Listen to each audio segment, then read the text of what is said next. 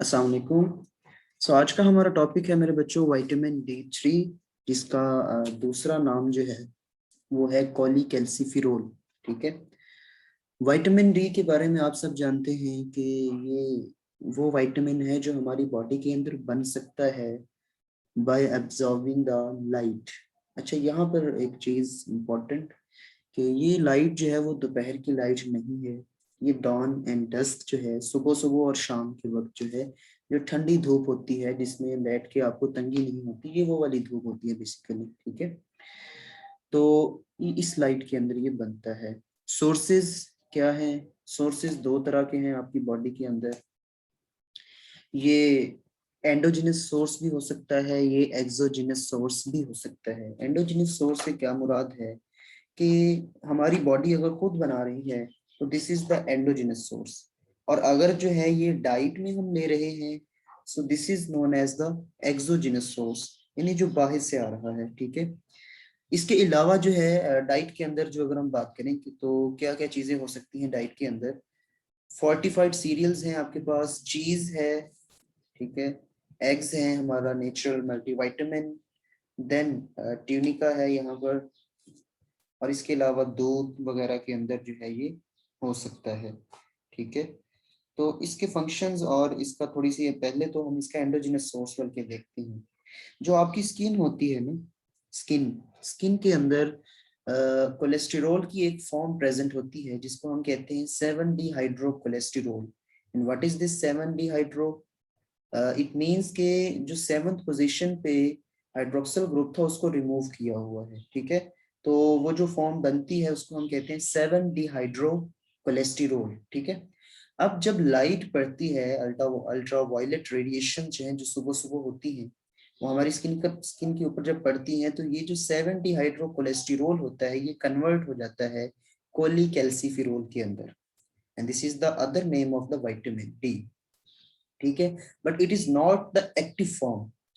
The point two remember is that it is not the active form, it is rather activated by further hydroxylation reactions. क्या होता है कि ये कोलीकैल्सिफेरॉल जो है ये विटामिन डी बाइंडिंग प्रोटीन होती है, उसके साथ बाइंड करता है और स्किन में से ये आता है ब्लड के अंदर। ब्लड के थ्रू ये ट्रेवल करता करता जो है आपके लिवर के पास आ जाता है। लिवर के अंदर जो है इसकी होनी होती है हाइड्रोक्सिलेशन। अच्छा, इंटरेस्टिंगली इसकी दो हाइड्रोक्सिलेशन होती है तो ये एक्टिवेट होता है। तो जो पहली हाइड्रोक्सिलेशन होती है, एक तो वो 25th पोजीशन के ऊपर होती है, the carbon number is 25th, और जो साइट होती है वो आपका लीवर होता है। तो कोलीकैल्सिफेरॉल की जब हाइड्रोक्सिलेशन होगी at 25th position, it will be formed, the new form that will be formed is 25 hydroxy कोलीकैल्सिफेरॉल।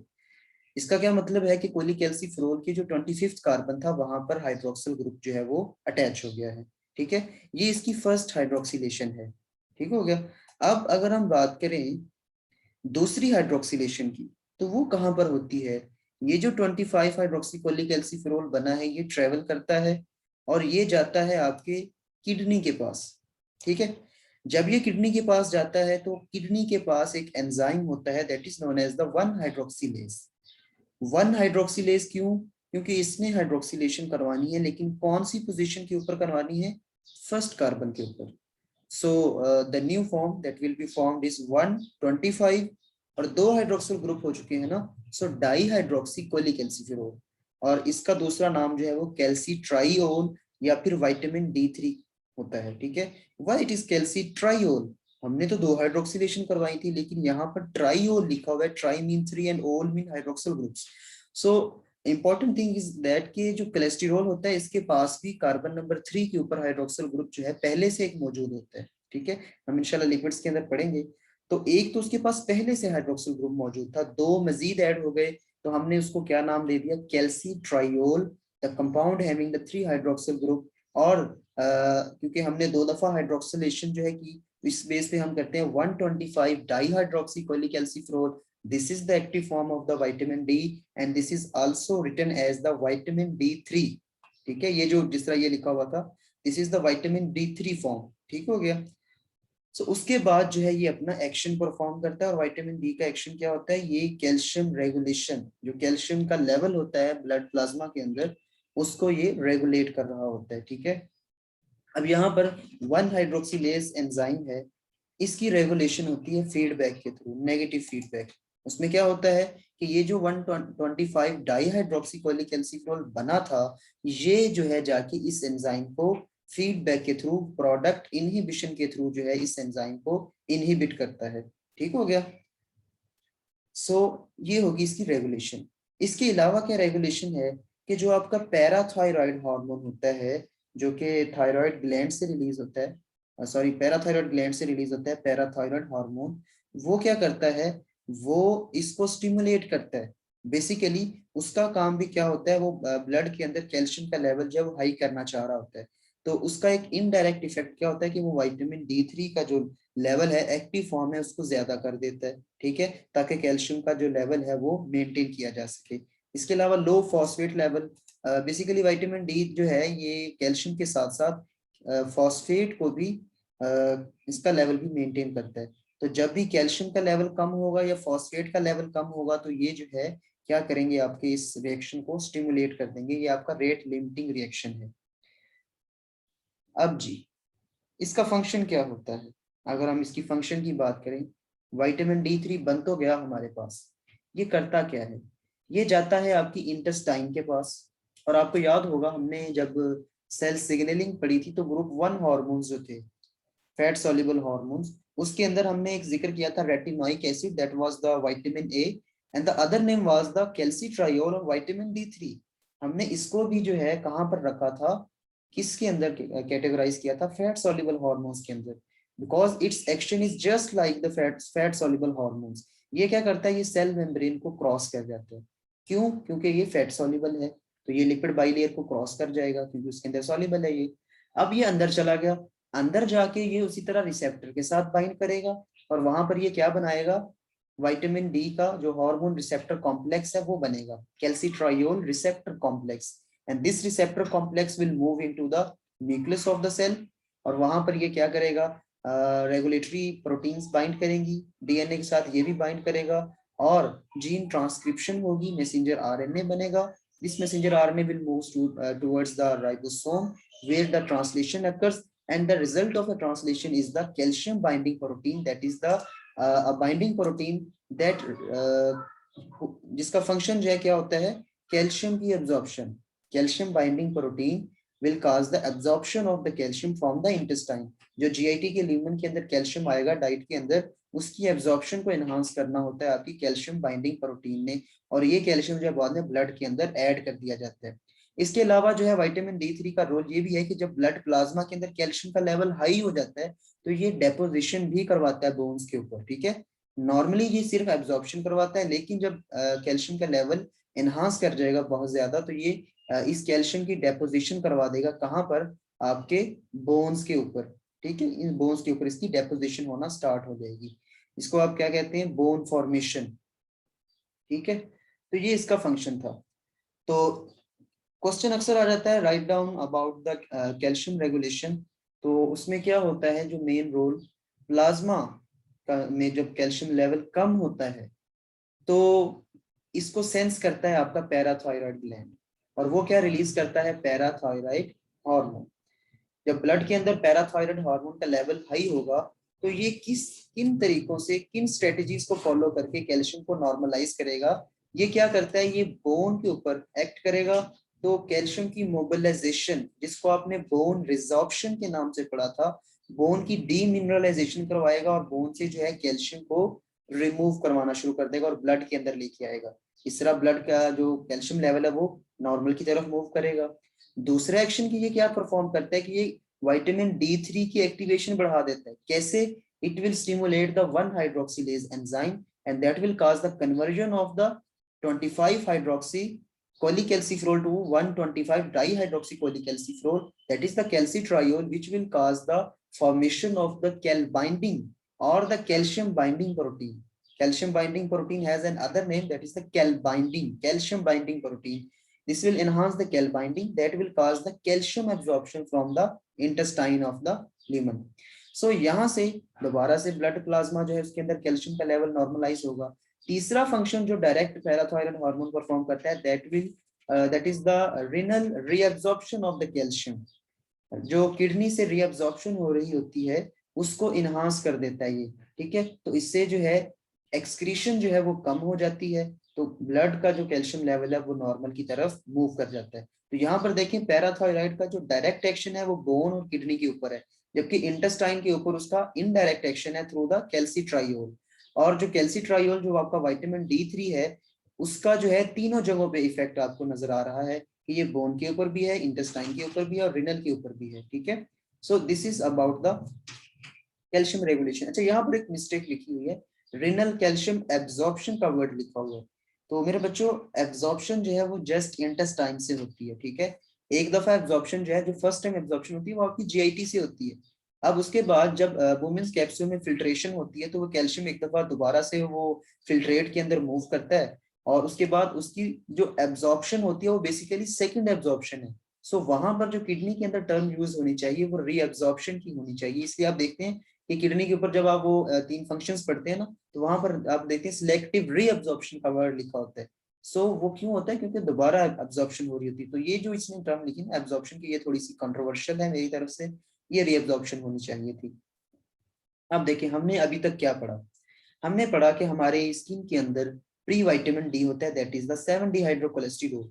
जब लाइट यूवी रेज पड़ती हैं तो वो विटामिन डी कोलिकैल्सिफेरॉल के अंदर कन्वर्ट हो जाता है, ठीक है। इसके अलावा जो है डाइट में भी हम जो है कोलिकैल्सिफेरॉल लेते हैं। ये जाता है लिवर के पास, लिवर के पास जब ये जाता है तो वहां पर होती है 25 hydroxylation and the enzyme name is 25 hydroxylase. तो हमारे पास क्या चीज बनती है, 25 हाइड्रोक्सी कोलिकैल्सिफेरॉल। अब ये जो है जाता है किडनी के पास। जब किडनी के पास जाता है तो किडनी के अंदर आपका एंजाइम जो है जो अवेलेबल है that is the 1 hydroxylase. So this 1 hydroxylase will cause the 1 hydroxylation of this vitamin D and converts it into the active form, that is the vitamin D3 calcitriol or 125 dihydroxy cholecalciferol, and this will ultimately leads to the maintenance of the calcium economy of the blood। ठीक हो गया। ये लिपनकॉट की diagram है जो कि हमने explain कर दी सारी कि 7 डिहाइड्रोकोलेस्टेरोल इससे बना कोलिकैल्सिफेरॉल। कोलिकैल्सिफेरॉल जो है वो विटामिन डी बाइंडिंग जो होता है ना प्रोटीन, उसके साथ बाइंड करता है और ब्लड के थ्रू ट्रेवल करके लीवर में आ जाता है। लीवर के अंदर इसकी होती है 25 हाइड्रोक्सिलेशन, ठीक है। वो 25 हाइड्रोक्सिलेशन जब होती है तो ये 25 हाइड्रोक्सी कोलिकैल्सिफेरॉल बनता है, that moves toward the kidney, जहां पर इसकी 1 हाइड्रोक्सिलेशन होती है तो ये कन्वर्ट हो जाता है 125 डाईहाइड्रोक्सीकोलिकैल्सिफेरॉल। और जब ये इसमें कन्वर्ट हो जाता है तो यहाँ पर थोड़ी सी फीडबैक इनहिबिशन करवाता है अपने 1 हाइड्रोक्सिलेज एंजाइम की।